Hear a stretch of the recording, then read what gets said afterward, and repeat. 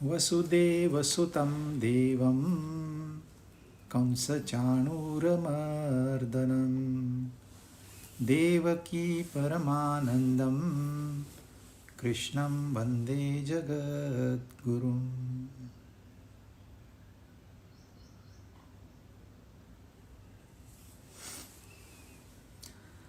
आठवां अध्याय हमने 2 क्लासेस की है, जिसमें अर्जुन ने 7 प्रश्न पूछे। ब्रह्म क्या है, अध्यात्म क्या है, कर्म क्या है, आदि यज्ञ क्या है, आदि दैव क्या है, आदि भूत क्या है, और अंत काल में आपको कैसे जाना जाए। तो 6 के जवाब हमने तो देख लिए। अब 7वें का जवाब वो श्लोक नंबर 5 में दे रहे हैं। अंतकाले च मामेव स्मरन् मुक्त्वा कलेवरं यः प्रयाति समद्भावं याति नास्तत्र संशयः।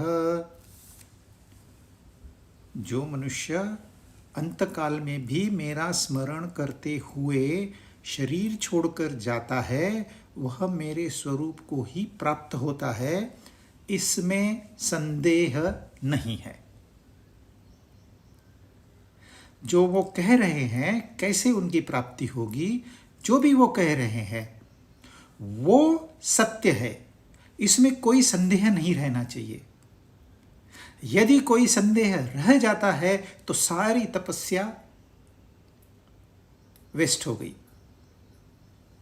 तो यह जो उनका शब्द है, जो उनकी वाणी है साक्षात परमात्मा की, कि इसमें कोई संदेह नहीं, तो फिर हम क्यों संदेह करें।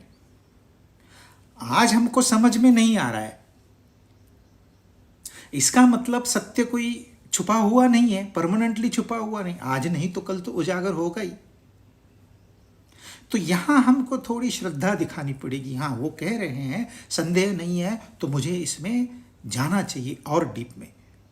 तो डीप में क्या कर रहे हैं, जो मनुष्य अंतकाल में मेरा स्मरण करते हुए शरीर छोड़ जाता है, मनुष्य शरीर छोड़ जाता है। आपने क्या पढ़ा है, यह शरीर ही मनुष्य है। तो आप कहेंगे मैं मर जाता हूं, लेकिन ये क्या कह रहे, जो मनुष्य शरीर छोड़कर जाता है, जब वो शरीर छोड़कर जाता है तब उस पीरियड को कहते हैं अंतकाल। मनुष्य है, शरीर नहीं है। यह अभ्यास का विषय है। तो जब वो छोड़ता है तो मेरा स्मरण करता है, अंतकाल में मेरा स्मरण करता है। पहले क्या किया है वो नहीं पता, लेकिन अंतकाल में स्मरण करता है तो वो मुझे ही प्राप्त होता है। पहले तो ये अंतकाल क्या है, क्या किसी ने हमारा अंतकाल लिख के रखा है। लोग कुंडली बनाते हैं, ज्योतिष को बताते हैं, बहुत सारी बातें कहते हैं, सुनते हैं, सुनाते हैं।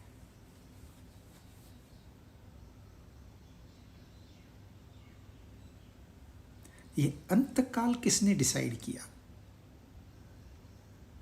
क्या ये अंतकाल अभी इसी वक्त हो सकता है? कौन सा काल अंतकाल है? दिस मोमेंट, या 10 साल के बाद आने वाला काल, 50 साल के बाद आने वाला काल? कौन सा काल अंतकाल है? जनरली हमारे 4 आश्रम है, ब्रह्मचर्य आश्रम, गृहस्थाश्रम, वानप्रस्थाश्रम, संन्यासाश्रम। अब इसमें आप कैसे समझोगे कि अंतकाल कहाँ है? कभी बच्चे पैदा होते होते उसी समय उनका अंतकाल आ जाता है। कोई तो गर्भ में ही मर जाते हैं, कोई तो 100 साल। बीमार लोग भी ऐसे ही पड़े हैं हॉस्पिटल में, मरते भी नहीं है, जी भी नहीं सकते, ऐसे भी है। तो आप कहाँ अंतकाल को ढूंढोगे? अंतक काल में मेरा स्मरण करो कहते हैं। जब अंतक काल ही पता नहीं है तो उसमें स्मरण कैसे करेंगे? क्या ये मुमकिन है कि हमने जीवन भर और कोई स्मरण किया हो और अंतक काल में उनका स्मरण करें? तो यह क्वेश्चन मार्क है।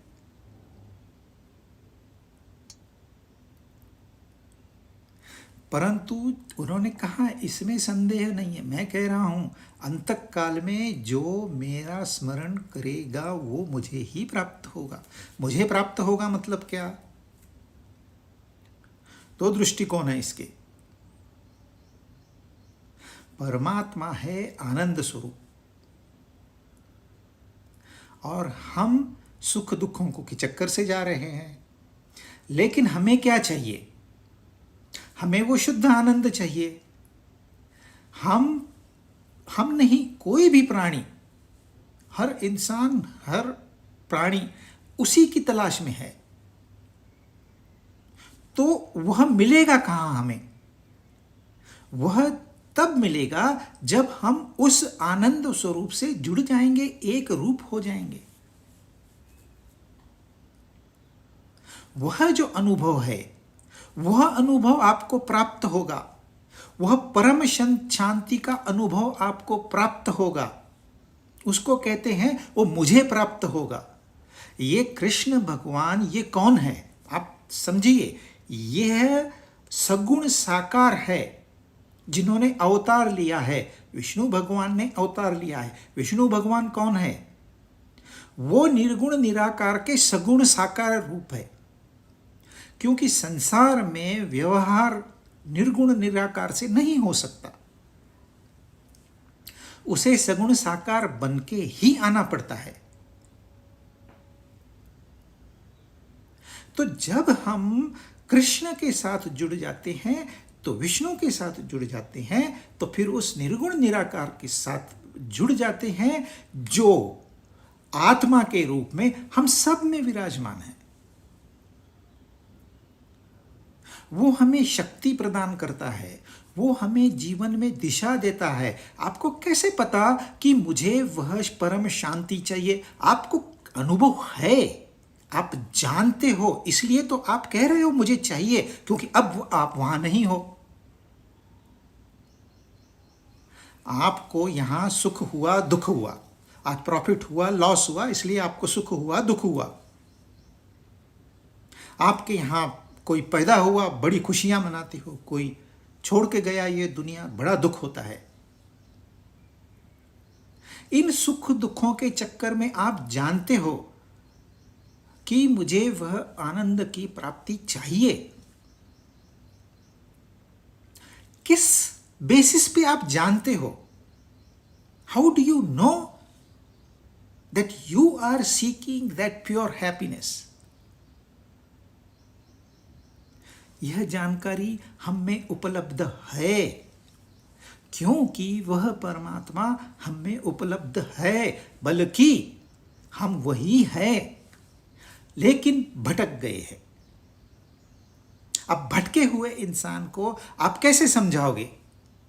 जिसकी याददाश्त चली गई है, वो अपने आप को दूसरा कोई समझ रहा है, उसे आप कैसे समझाओगे कि तू ये नहीं है, तू वो है? ये हमें समझाने की कोशिश कर रहे हैं, तू मुझे ही प्राप्त होगा।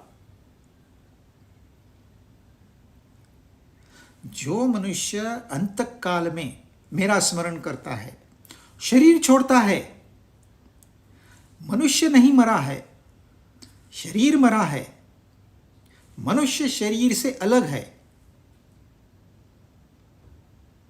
इसकी चर्चा जब हम जन्म मृत्यु में आएंगे तो विस्तार से उसको सोचेंगे।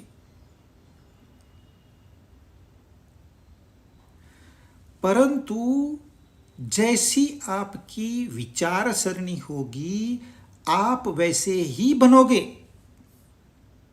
आपके मन में पूरी जिंदगी बिजनेस के विचार है, तो आखिरी में आप कितनी भी कोशिश करो, परमात्मा का स्मरण नहीं होगा।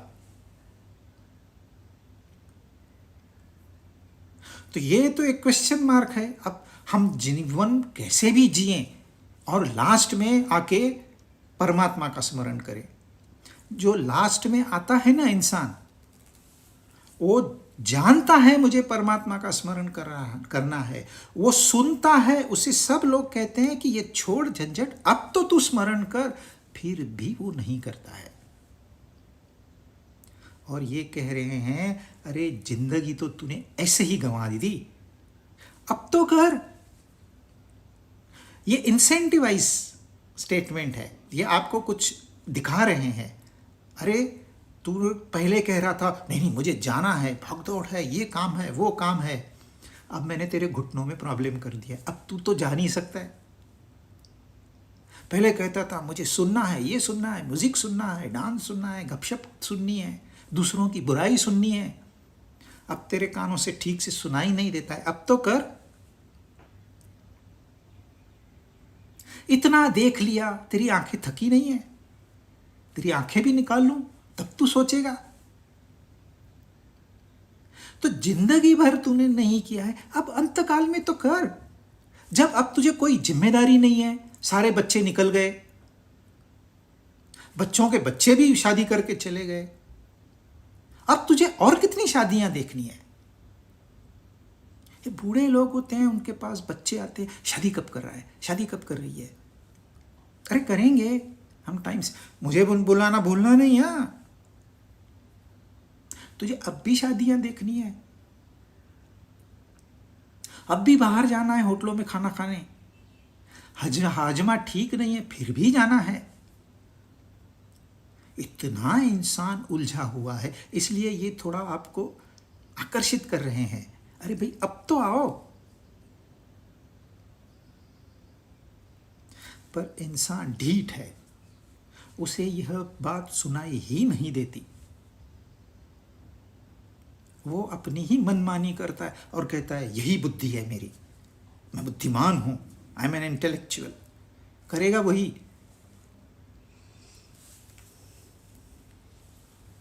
तो ये इंसेंटिव दे रहे हैं, भाई अब तो आओ, आखिरी में याद करो मैं आपके साथ हूं। जिसे तू जिंदगी भर ढूंढता रहा, अब आखिरी मौका है। ये गंवा दिया तो क्या होगा। आप सोच कहोगे ना नहीं करेंगे हम याद, क्या होगा। तो फिर आगे का श्लोक, छठा श्लोक। यम यम वापि स्मरन् भावं त्यजत्यन्ते कलेवरं तं तमेवैति कौन्तेय सदा तद्भाव भावितः। हे कुंती पुत्र अर्जुन, मनुष्य अंतकाल में जिस जिस भी भाव का स्मरण करते हुए शरीर छोड़ता है, फिर वो कह रहे हैं मनुष्य शरीर छोड़ता है, शरीर छूट गया, मनुष्य है, वह उस अंतकाल के भाव से सदा भावित होता हुआ उसको ही प्राप्त होता है।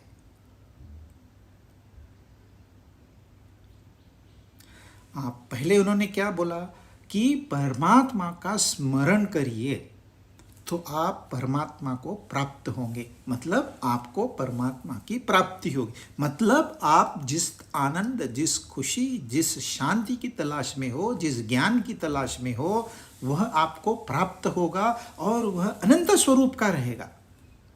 ऐसे नहीं है आज खुशी मिली तो गारंटेड कल दुख आने वाला है, यह संसार की रीत है।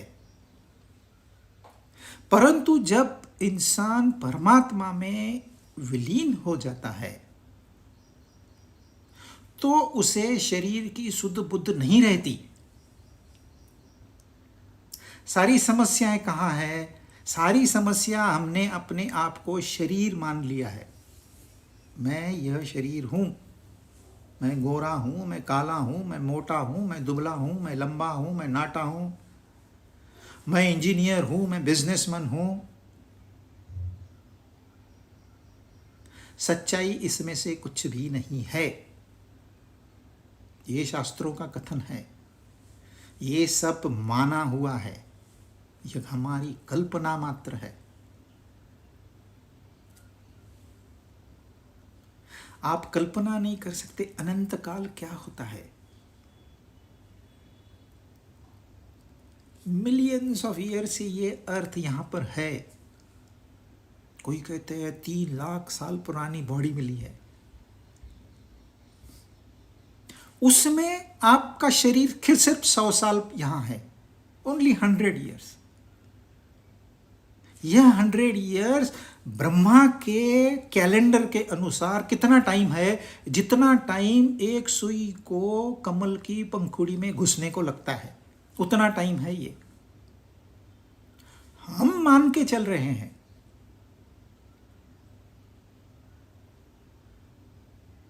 तो क्या हमारी मान्यता ही सच्चाई है?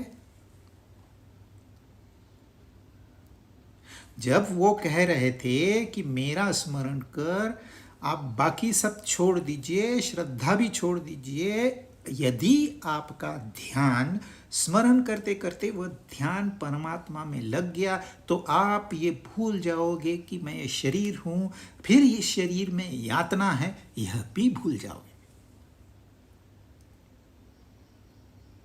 इसके सुख दुख।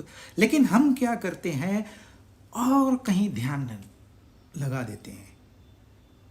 ये इंद्रियां बड़ी ढीठ है, इंसान की आंखें धुंधली हो जाएगी। बोले कि नहीं, ऑपरेशन करो, दूसरी आंख लगाओ। कैसे? मुझे देखना है।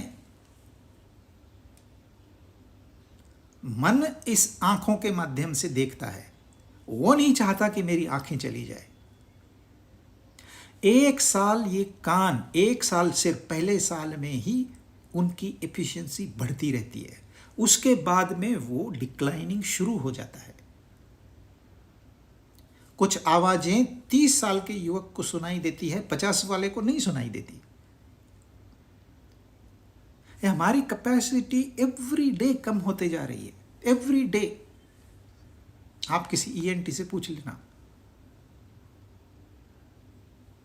परंतु ये मन कहता है मुझे और सुनना है। अरे ठीक से सुनाई नहीं देता। जो म्यूजिक यंगस्टर्स एंजॉय करते हैं वो बूढ़े नहीं कर सकते, क्योंकि कितने सारे स्वर तो उनको सुनाई नहीं देते। तो वो जो फिननेस है, जो ब्यूटी है उसकी, वो उनके कानों में आती ही नहीं है। तो कैसे एंजॉय करेंगे? लेकिन फिर भी ये इंद्रियां और मन मरते दम तक छोड़ती ही नहीं है। अब होता क्या है, उस अंतकाल के समय इंसान के विचार वैसे होते हैं जैसे वो जिंदगी भर सोचते आया है। क्योंकि उसके विचार परमात्मा में नहीं है, दूसरे किसी वस्तु में, व्यक्ति में, संबंध में है, तो वह उसी को ही प्राप्त होगा। यदि मेरी उम्र 60 साल से ऊपर हो गई है, अब मैं कहूं कि मुझे अमेरिका में जाके रेसिंग में हिस्सा लेना है, मेरी बहुत इच्छा है, मेरे पास पैसा है, मैं सब कुछ कर सकता हूं, लेकिन वो मुझे आने ही नहीं देंगे। बोलेंगे यू आर एज बार, आपकी उम्र हो गई है, सॉरी, नो एंट्री। लेकिन मेरी तो बहुत इच्छा है। अब मेरे इच्छा के और उस एक्शन के बीच में क्या खड़ा है? यह शरीर खड़ा है जो कि कैपेबल नहीं है। स्पोर्ट्समैन की लाइफ होती है, यह फिल्म सितारों की एक छोटा सा जीवन होता है, छोटा ही होता है। उसके बाद में दे आर एज बार। तो मुझे यह शरीर बाधा है, मैं कहूंगा इस शरीर को छोड़, नया शरीर लाओ।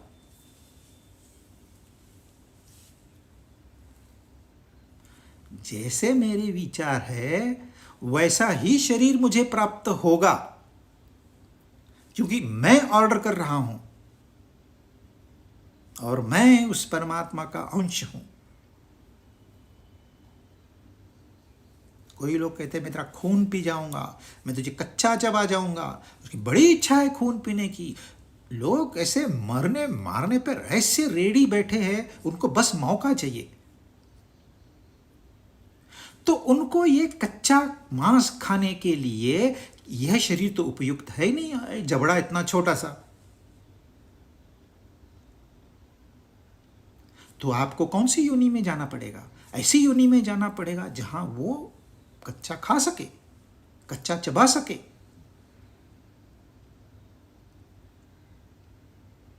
कुत्ते का विचार है, जीवन भर आखिरी में भी कुत्ते का ही विचार होगा, वो कुत्ते की ही योनि प्राप्त होगी। भागवत में तो कथा मैंने बताई थी जड़ भरत की। बस अभी थोड़ा समय था परमात्मा प्राप्ति के लिए, जरा सा, जस्ट फ्यू डेज, और उनका मन एक हिरण के ऊपर आ गया, बच्चे पर। बहुत स्नेह दिया उसने उस बच्चे को, परंतु उस हिरण एक बार चला गया, वापस आ गया नहीं, लेकिन इनका अंतकाल आ गया। तो इनको एक योनि हिरण की मिली, लेकिन इनकी तपस्या इतनी थी कि वह उनकी याददाश्त कायम रही। तो फिर उन्होंने और एक जन्म लिया, जिसे जड़ भरत का कहते हैं, और मुक्ति पाई। तो as you think so you become. अब यहां आप सत्संग देख रहे हो, अचानक एक विचार आ गया कि यार इसके बाद में चलो नाश्ता करने आज बाहर चलते हैं। Just one thought. फिर यह थॉट बढ़ता गया, और आखिरी का विचार है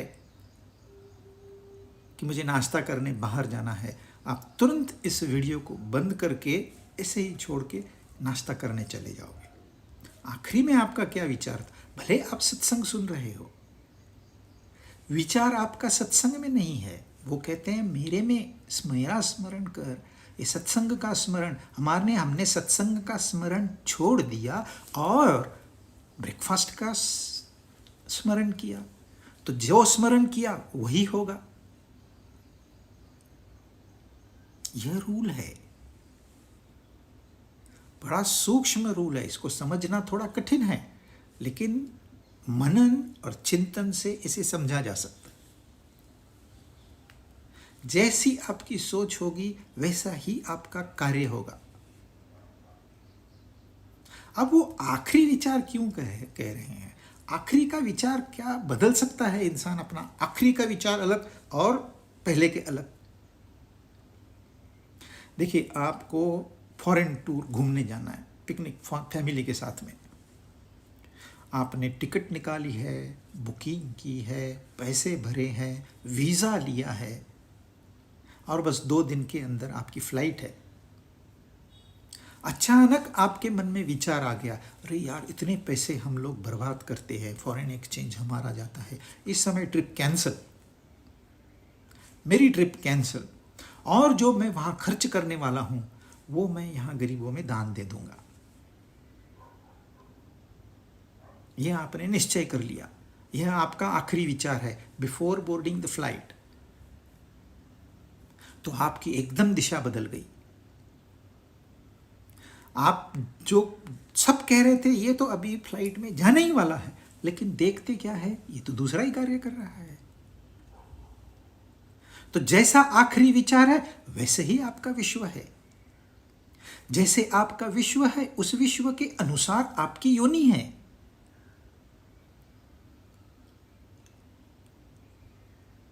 जो इंसान सपोजिंग डी ग्रेड होके कुत्ता बिल्ली बनता है तो इसमें उसकी भलाई है, क्योंकि उसकी जो वो वासना है वह पूरी करने का उसको मौका दिया जा रहा है।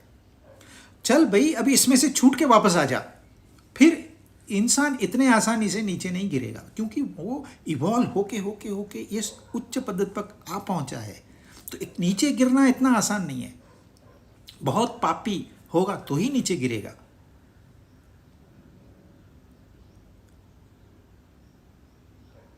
परंतु क्या ये हो सकता है, मैं 3 महीने से सोच रहा हूं जाऊंगा घूमने, और अचानक से मेरे विचार बदल जाएंगे तो आपका दुनिया बदल जाएगी, इसमें संशय नहीं है। वो कहा है उन्होंने, निस्संशय।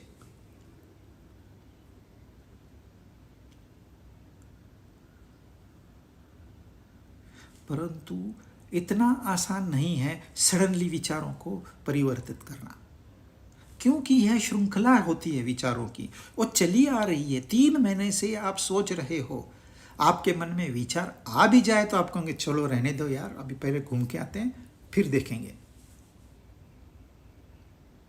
तो वो क्या कह रहे हैं, आपने वो स्मरण तो किया नहीं जो करना चाहिए, अब आपकी गति क्या होगी?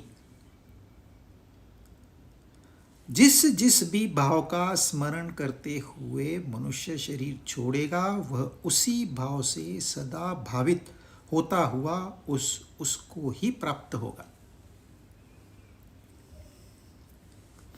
यह शरीर छोड़ा मतलब सब खत्म, ऐसे नहीं है। यह शरीर का पैदा होना और इसका मरना, यह हमारे जीवन प्रवाह का में एक पड़ाव है। जैसे आप रेलवे से जाते हो, किसी स्टेशन पे ट्रेन रुकती है, 5 मिनट की रुकती है, फिर आप स्टेशन घूम के आते हो, चाय वाय पी के आते हो, कुछ नाश्ता लेके आते हो और फिर ट्रेन शुरू हो जाती है। ऐसे ही हमने अपनी वासनाओं के अनुसार इस संसार में जन्म लिया है और बस 5 मिनट में 100 साल पूरे हो जाएंगे, फिर इस शरीर को हम छोड़ देंगे। हम थे, एक पड़ाव गया, फिर दूसरा पड़ाव आएगा, फिर तीसरा पड़ाव आएगा, और एक पड़ाव आपको दुख देगा, एक पड़ाव सुख देगा, फिर एक दुख देगा, फिर एक सुख देगा। इन चक्कर में आप फंसे रहोगे, पता ही नहीं जा कहां रहे हैं। ध्येय क्या है? जो 5वां श्लोक था वो कह रहा है आपने ध्येय निश्चित कर। आप कैसे स्मरण करोगे? स्मरण तभी हो सकता है जब ध्येय हो। जब कोई बच्चा इंजीनियरिंग कॉलेज में एडमिशन लेता है तो एक ध्येय के साथ वो एडमिशन लेता है। ऐसे नहीं है चलो यार टाइम पास करते हैं, 1-2 साल इंजीनियरिंग कॉलेज में जाते हैं, फिर 1-2 साल मेडिकल में जाएंगे, फिर 1-2 साल कॉमर्स में जाएंगे। ऐसे नहीं होता है। वो ध्येय रखता है अपना।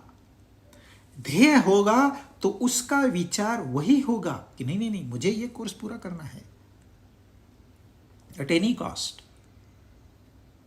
तो फिर उसका वह स्मरण जाता नहीं है, वह स्मरण उसका बना रहता है। ध्येय, यदि ध्येय नहीं है तो स्मरण नहीं बना होगा। तो जो 5वां श्लोक है वह कहता है भैया अपना ध्येय निश्चित करो, अपने आप स्मरण करो, हो जाएगा। यहां वह कह रहा है आपने ध्येय नहीं किया है तो क्या होगा? भटकना, यहां भटकते हैं, वहां भटकते हैं, यहां चाहते हैं, इस योनि में, आज शेर की योनि में, सांप की योनि में, बिच्छू की योनि में घूमते रहो। और आपके पास समय तो बहुत है, अनंत काल से यह सृष्टि है। 4.32 बिलियन ईयर्स ब्रह्मा का एक दिन है। घूमते रहो, है टाइम। लोग कहते हैं अरे पुनर्जन्म है ना, ये जन्म एंजॉय कर लो ना, नेक्स्ट जन्म में देखेंगे। फिर दूसरे कहते नहीं नहीं नहीं, पुनर्जन्म नहीं है, यही एक जन्म है, यही एक जन्म है। अरे एंजॉय कर लो ना, फिर गाय के लिए ये सब करना है, गीता बीता क्यों अपना टाइम। दोनों साइड से आपको अपनी मनमानी करनी है। करो, वो रोकेंगे नहीं, वो उलट शक्ति देंगे आपको। और फिर ये मत कहना ये संसार में बहुत दुख है, बहुत तकलीफें हैं, इसने मेरा पैसा लिया वापस ही नहीं, ये नहीं कहना। ये संसार है, आप हंसते खेलते इस संसार में आओ, हंसते खेलते चले जाओ, नो प्रॉब्लम। संसार को आप भोगना है भोगिए, पर रोना नहीं। यदि आपको नहीं रोना है तो फिर उनकी बात मानिए, या तो आप छठे श्लोक के अनुसार तो आप अपने आप ही जाओगे, उसमें कोई मेहनत नहीं है। 5वें में उन्होंने कह दिया तू ध्येय रख मेरा, यानी कि आनंद प्राप्ति का, परम शांति की प्राप्ति का ध्येय रख। तेरा स्मरण अब ध्येय है तो स्मरण अपने आप होता है, और ध्येय नहीं है तो कोई भी स्मरण होगा। आप किसी भी मार्ग पे चले जाओगे और वह मार्ग गलत ही होगा।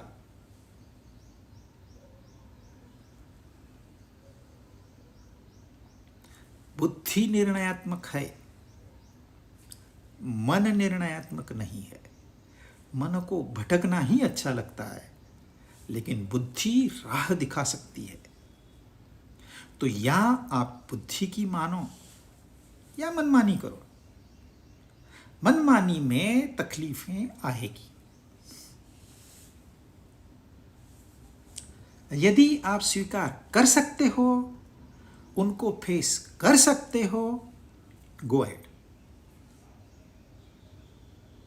छोटा सा रेजिस्टेंस हुआ ना, लोग बाईपास करते हैं।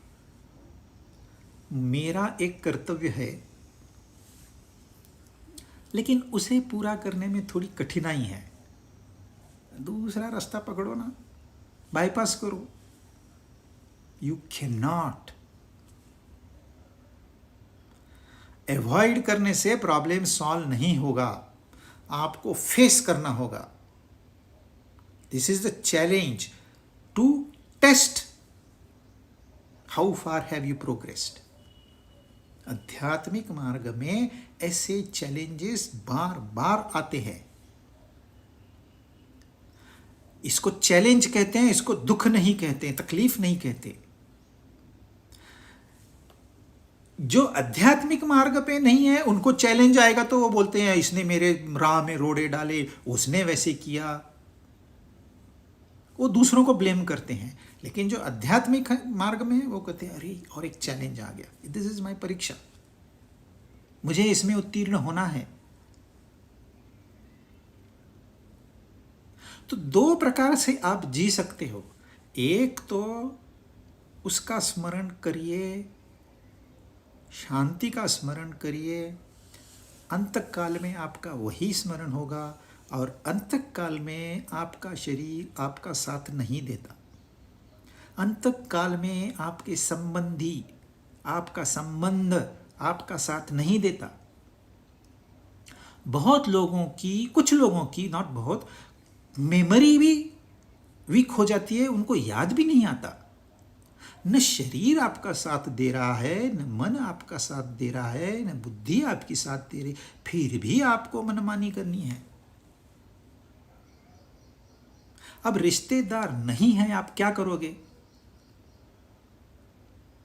जापान में उन्होंने रोबोट ढूंढ के निकाले। रोबोट, आप रोबोट बूढ़े हो गए ना, घर में अकेले हो ना, रोबोट को लेके आओ, फिर आप बात करो, रोबोट आपसे बात करो। कंपेनियन कोई तो चाहिए साथ में। इंसान अकेला नहीं रह सकता। If you impose loneliness, it is a punishment.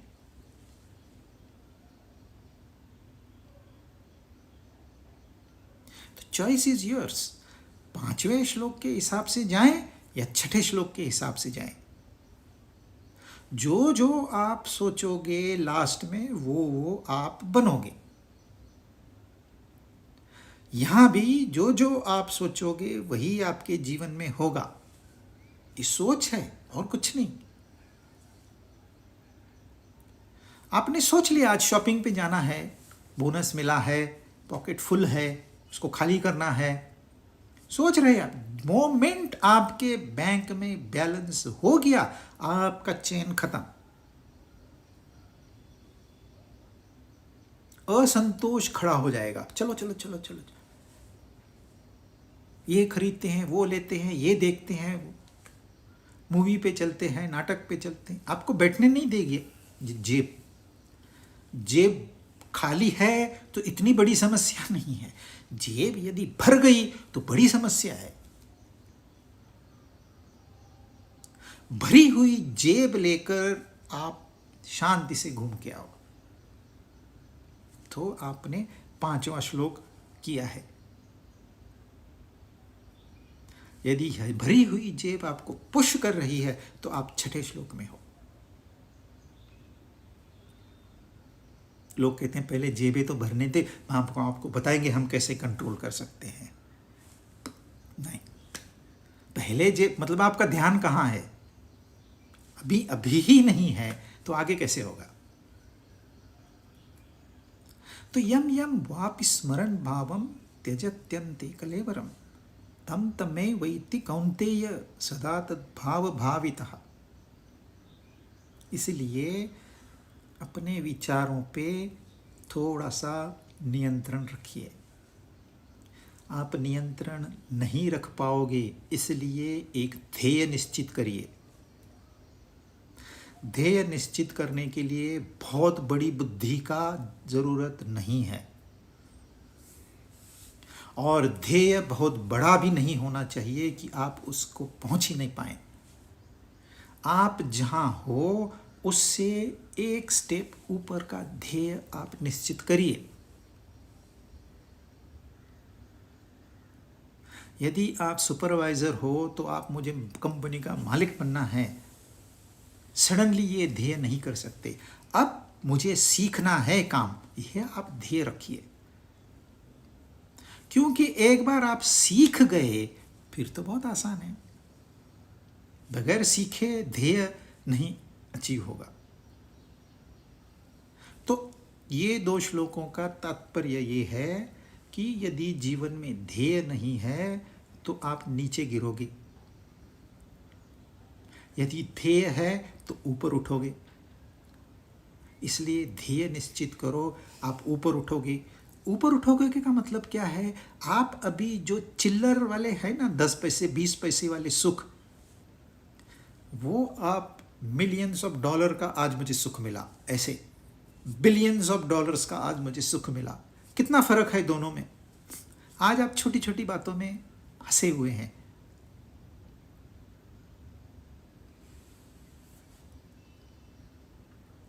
तो स्टेप बाय स्टेप अपना ध्येय बढ़ाने से एक दिन इंसान परमात्मा की प्राप्ति कर सकता है, इसमें कोई संदेह नहीं है।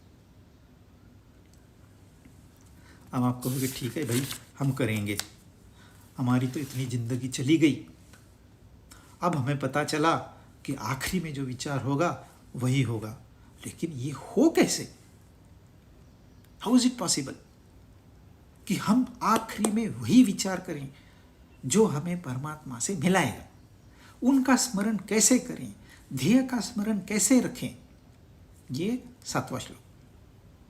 तस्मात् सर्वेषु कालेषु मामनुस्मर युध्य च मय्यर्पितमनो बुद्धिः मामे वैश्यस्य संशयम्। इसलिए हे अर्जुन, सब समय में मेरा स्मरण कर, दिस मोमेंट ऑनवर्ड्स, और युद्ध भी कर। यहां वो युद्ध च निकाल सकते थे, तस्मात् सर्वेषु कालेषु माम अनुस्मर। युद्ध च क्यों डाला उन्होंने, देखते हैं। मयि अर्पित मनोबुद्धि, मन और बुद्धि दोनों को अर्पित कर फिर निस्संदेह तो मुझे ही प्राप्त होगा। फिर कह रहे हैं निस्संदेह, he is assuring us, Krishna is assuring us, lord is assuring us. आपको किसका चाहिए एश्योरेंस? टॉप मोस्ट अथॉरिटी, इससे ऊपर कोई नहीं है।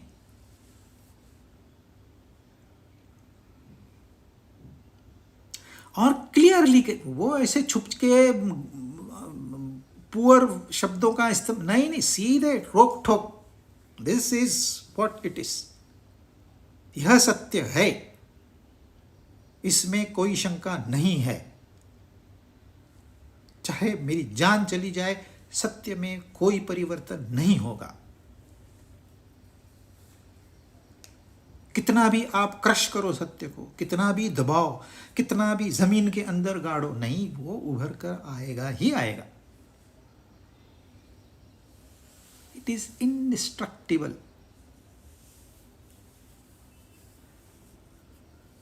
इसलिए उन्होंने बताया, या तो ध्येय रख के मेरा स्मरण कर, या फिर गो सफर।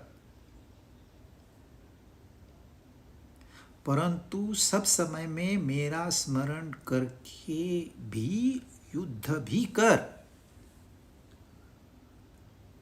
युद्ध का मतलब है अपना दिया हुआ कार्य।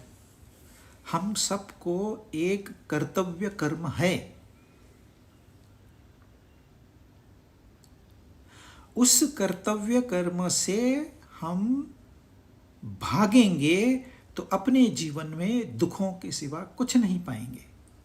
इन कर्तव्य कर्मों को पूरा करना है और स्मरण करना है। तस्मात् सर्वेषु कालेषु माम अनुस्मर युध्य च। अर्जुन को कह रहे हैं तू युद्ध कर, और अर्जुन क्या कह रहा था, अरे युद्ध नहीं करना चाहिए, इसमें लोग मरते हैं, गुरु सामने खड़े हैं, कैसे लड़ाई करूं मैं गुरु से। वो कह रहे हैं युद्ध कर, अपना काम कर, नो बाईपासिंग, आपको वहां से ही जाना है, स्ट्रेट फॉरवर्ड।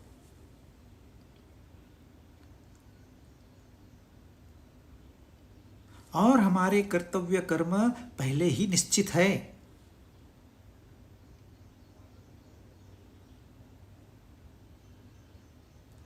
आप देखिए, ये फिल्मों में जो काम करते हैं एक्टर एक्ट्रेसेस, उनको बहुत पॉपुलैरिटी मिलती है, बहुत धन मिलता है, लेकिन इसमें वजह क्या है, उनका कितना कंट्रीब्यूशन है?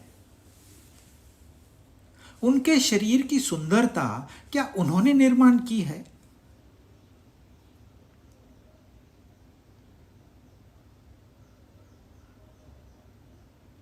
कोई कोई बच्चे, एकदम छोटे बच्चे, 6 साल के बच्चे इतना सुंदर गाते हैं, इतना सुंदर डांस करते हैं, ये टैलेंट उनमें आया कहाँ से? क्या उन्होंने बैठ के, 1 साल का बच्चा प्रैक्टिस कर रहा है, रियाज कर रहा है, आपने कभी देखा है? लेकिन 6 साल का बच्चा बहुत अच्छी तरह से गा लेता है। कहाँ से आया वो टैलेंट?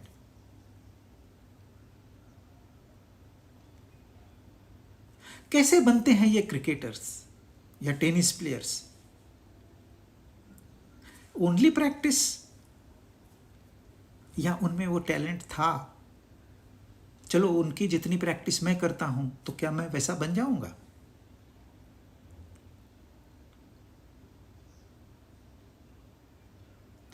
तस्मात् सर्वेषु कालेषु, कोई बड़ा क्रिकेटर, इसलिए वो इतना बड़ा क्रिकेटर क्योंकि सब समय उसके दिमाग में क्रिकेट ही चलता रहता है। खाते पीते, उठते बैठते, सोते जागते क्रिकेट ही चल रहा है, तब वो क्रिकेट के क्षेत्र में इतनी कामयाबी हासिल करता है। He is hero of the nation.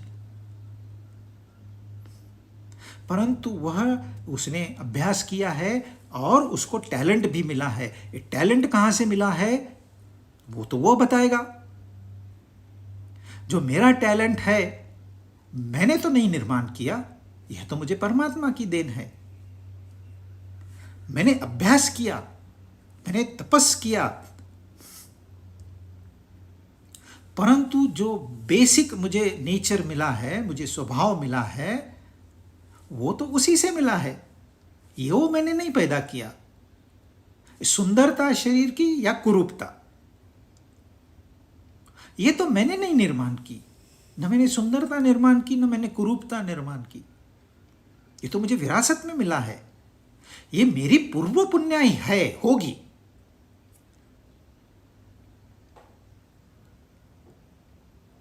तो कहीं तो एक डिवाइन हाथ अपना काम कर रहा है। हम कितना भी कहे मैंने ये किया, मैंने वो किया, आप कितना भी कहे हाँ आखिरी वक्त में स्मरण कर लूंगा, कर पाओगे? और युद्ध जारी रखना है, अपने कर्तव्य कर्म निभाने हैं, उसमें खोट नहीं होनी चाहिए।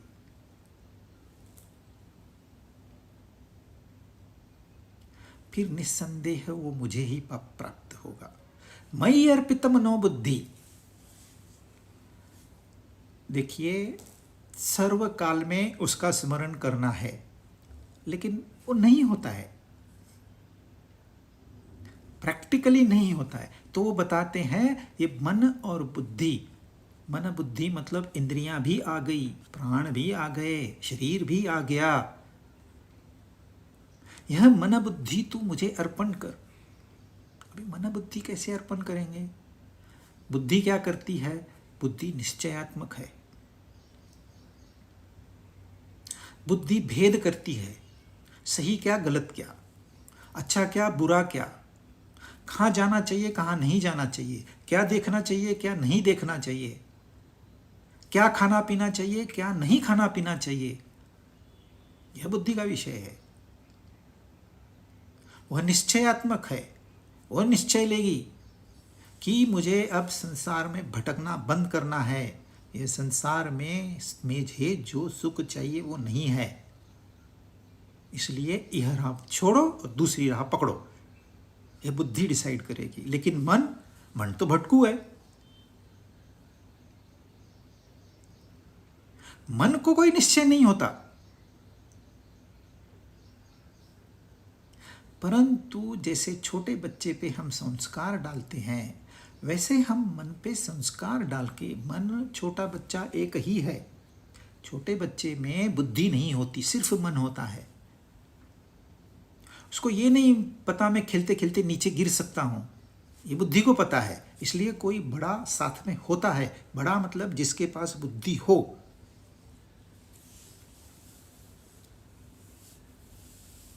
तो मन को हम टेम कर सकते हैं यहां वहां भटकने से। उसको यही एंटरटेनमेंट दे दो ना। उसको तो मनोरंजन चाहिए, टाइम पास करना है उसको। तो भजन गा, कीर्तन गा, धार्मिक मूवीज देख, सुबह थोड़ा उठ के पाठ पूजा कर, सत्संग सुन, कहीं भी उसको इस कार्य में लगा दो। एंटरटेनमेंट क्योंकि ये डिजाइन है। आपको पता नहीं दिवाली हम सेलिब्रेट करते हैं क्यों, होली हम सेलिब्रेट करते हैं क्यों? ये सारे मन के लिए बने हुए हैं, इंसान के मन के लिए, आपके मेरे मन के लिए। संत हो या पापी हो, दोनों के मन के लिए है वो। होली जब आप खेलते हो तो ये नहीं सोचते ये पापी है या संत है।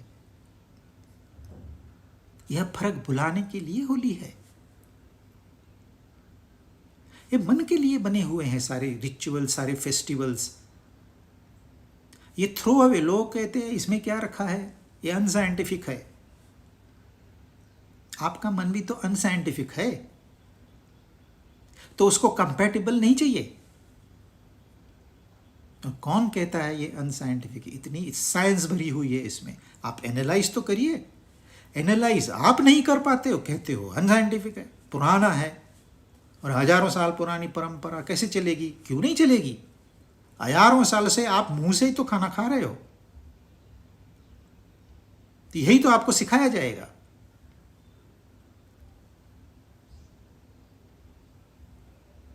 तो ये जो मन है उसको इस प्रकार से ढाला जाता है। पहले फिर फेस्टिवल का माध्यम हो, घर में ऐसे मंदिर बना दिया एक छोटा सा, आते जाते दर्शन मिलता है। पहले तो इंसान सोचता नहीं, बोलता है क्यों बनाया मैंने मंदिर। फिर धीरे धीरे चलो अभी बनाया है तो उसको साफ सफाई करो, फिर फूल चढ़ाओ, फिर अगरबत्ती लगाओ। धीरे धीरे धीरे धीरे उसका इंटरेस्ट बढ़ते जाता है। फिर मन उसमें लग जाता है। जब मन उसमें लग जाता है तो वह एक अलग प्रकार का आनंद उसको आता है। पहले जो पेटी सुख के पीछे भागता था, अब वो ऊंचे सुख के पीछे जाने लगा। फिर धीरे धीरे वो सोचने लगेगा, फिर वो शांत होगा, फिर वो बुद्धि कार्य करना शुरू करेगी, और फिर आपको ज्ञान होगा। तो निश्चयात्मक बुद्धि है और स्मरण मन करेगा। इसका और एक पहलू है। यह जो मन है यह चिटकू राम है। कोई भी चीज उसको ये तेरी है, वाह ये मेरी है, चिटक गया, छोड़ेगा नहीं फिर उसको। ये ममता इंसान को बांध के रखती है, ऐसा बांध के रखती है कि वो आगे बढ़े ही नहीं। ये अपने मन का क्रिएशन है। लोग कहते हैं बुद्धि तो बहुत भारी है, बहुत अच्छी है, अक्ल होनी चाहिए, लेकिन मन से भी डेंजरस बुद्धि है, क्योंकि जो अहंकार पैदा होता है वह बुद्धि में होता है। रावण जितना बलशाली कोई नहीं था। रावण जितना धन संपत्ति सोना किसके पास नहीं था। रावण जैसे परिवार किसके पास नहीं था। रावण जैसा राज्य जो चारों तरफ से सुरक्षित हो किसके पास नहीं था। रावण जैसा तपस्वी न आज तक पैदा हुआ है और नहीं शायद पैदा होगा। एक फूल कम पड़ गया, सिर काट के चढ़ा दिया उसने शिव भगवान को। इससे आप बड़े तपस्वी हो जाओगे? नहीं, नामुमकिन है, इतना बड़ा तपस्वी वो। फिर खामी क्या थी? अहंकार। मैं रावण हूं, एक अहंकार। उसूलों का आदमी था, ऐसे नहीं है कि उसके पास उसूल नहीं थे। भटका हुआ नहीं था, उसे पता था सही क्या है गलत क्या है, लेकिन मुझे पता है, यह घमंड था। मैं जानता हूं, यह सबसे बड़ा घमंड है। मैंने गीता का अभ्यास किया है, यह सबसे बड़ा घमंड है। और यह घमंड है बुद्धि का क्षेत्र। तो वेन दे से मयि अर्पित मनोबुद्धि, मतलब ये ममता और ये अहंकार मुझे दे दे, सिंपल। और देन यू एंजॉय। बहुत देखो, समझ में आए तो आसान है। जो ममता है परमात्मा को दे दी, मतलब क्या हुआ? और बाकी चीजों में ममता करने से परमात्मा में ममता कर दी। ये मेरा है, ये मेरा है, ये मेरा है, ये रखो बाजू में, ये सबको परमात्मा मेरा है। और यह जो अहंकार है, अरे वो सबसे महान है, उससे मैं महान कैसे हो सकता हूं? थोड़ी तो अक्ल है कि नहीं मुझ में? जिसने इस पूरे विश्व ब्रह्मांड की निर्मित की है, मैं क्या निर्मित करता हूं? एक छोटा सा राज्य का बना लिया, मैं अपने आप को बड़ा तीसमार खान समझता हूं। नहीं नहीं नहीं नहीं, ये गलत है। उसकी शरण में चली गई बुद्धि, हो गया। अब आपका अहंकार उसको दे दिया, ममता उसको दे दी, he will take care of you. आप करो ना एंजॉय। ये संसार आपके लिए तो बना है। समस्या तब आती है जब हम संसार से छिटक जाते हैं और अपना ये किया और वो किया, अभिमान को बढ़ाते हैं। और ऐसे अभिमान बढ़ता है, को पता ही नहीं चलता कि हम उसके नीचे अंडर में कुचले जा रहे हैं, हमको पता ही नहीं चलता।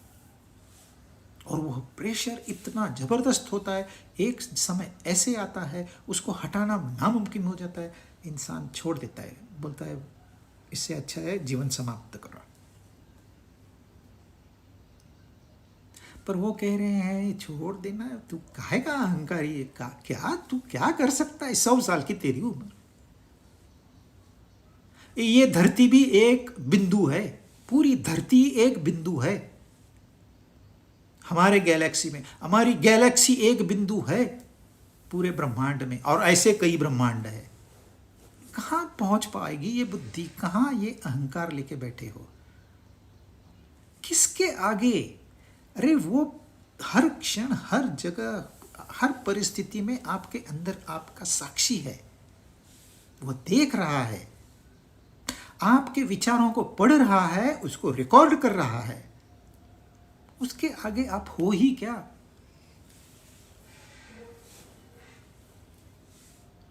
तो वो तो हमारे भले के लिए कह रहे हैं, भाई संसार अच्छी तरह से घूम लो।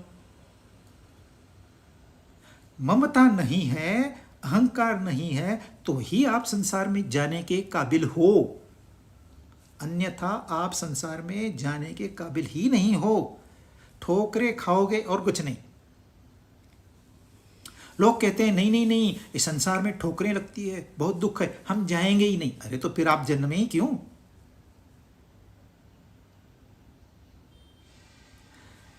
आप संसार से भाग नहीं सकते।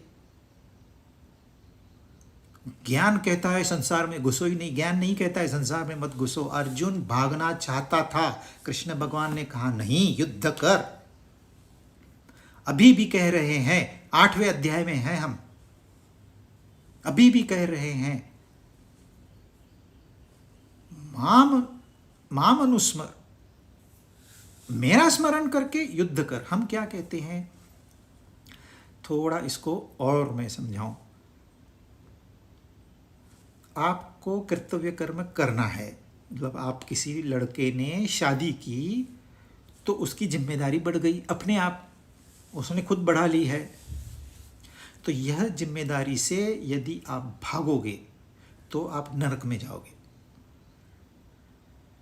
तो जिम्मेदारी ली है ना, तो इसको निभाना है, मतलब युद्ध करना है। अब बहुत शास्त्रकार क्या कहते हैं, भाई तुम अपने कर्तव्य कर्म करो और उसका स्मरण करो। कर्तव्य कर्म करो और उसका स्मरण करो, दो चीजें एट ए टाइम, वो मुमकिन है। लेकिन यदि मुझे एक छोड़ना हो तो कर्तव्य कर्म करो, इसको आपने प्रायोरिटी दे दी, स्मरण को सेकंड प्रायोरिटी है, तो आप स्मरण छोड़ दोगे। ऐसे नहीं है, ये गलत तरीका है। मेरा स्मरण कर और कर्तव्य कर्म कर, यानी कि परमात्मा का स्मरण करते करते सारा संसार में कर्म करना है। हो सकता है आपके कर्म ढंग से नहीं हो, क्योंकि आप कहोगे नहीं नहीं नहीं, स्मरण में नहीं छोड़ूंगा, आप कर्तव्य कर्म छोड़ दोगे। एक तरीका है प्राथमिकता कर्तव्य को दी, दूसरा है प्राथमिकता स्मरण को दी। तो कर्तव्य को प्राथमिकता दी तो स्मरण चला गया, स्मरण को प्राथमिकता दी तो कर्म चला गया। तो ये दोनों तरीकों से आपको उभरना है, ऊपर उठना है। आपने सारे कर्म करने हैं, लेकिन आपका एक भी कर्म नहीं है। मैं अपनी फैक्ट्री चलाता हूं, यह स्टेटमेंट गलत है। मैं उसकी फैक्ट्री चलाता हूं, यह स्टेटमेंट सही है। मैं उसका, ये शरीर उसका, ये मन उसका, ये बुद्धि उसकी, ये संसार उसका, ये परिवार उसका, ये फैक्ट्री उसकी, यह कार उसकी। उसने कहा है चलाता हूं। क्या डेजिग्नेशन है? उसने मुझे मालिक का डेजिग्नेशन दिया, हूं मैं उसका नौकर। अब आपकी सारी समस्याएं खत्म, क्योंकि सच्चाई यही है। आप चाहे मानो या न मानो, यह सिर्फ देखने का नजरिया नहीं है, यह सिर्फ थ्योरी नहीं है। This is the reality. नहीं तो आप खुद कब जब चाहे पैदा होते, जब चाहे मर जाते। यदि आपका ही सब था तो नहीं, उसने भेजा है, हम आ गए। वो बुलाएगा, चले जाएंगे। और बीच में कहेगा ये कर वो कर वो कर। यह जो एटीट्यूड है, यह एटीट्यूड आपको आनंद देगा, खुशी देगा, शांति देगा, ज्ञान देगा, आपको दर्शन कराएगा। ये 3 श्लोक लगते बहुत कठिन है, लेकिन अभ्यास करो अच्छे से तो बहुत कठिन नहीं है। अब यहाँ से थोड़ा सा टॉपिक चेंज होगा, वो हम अगली बार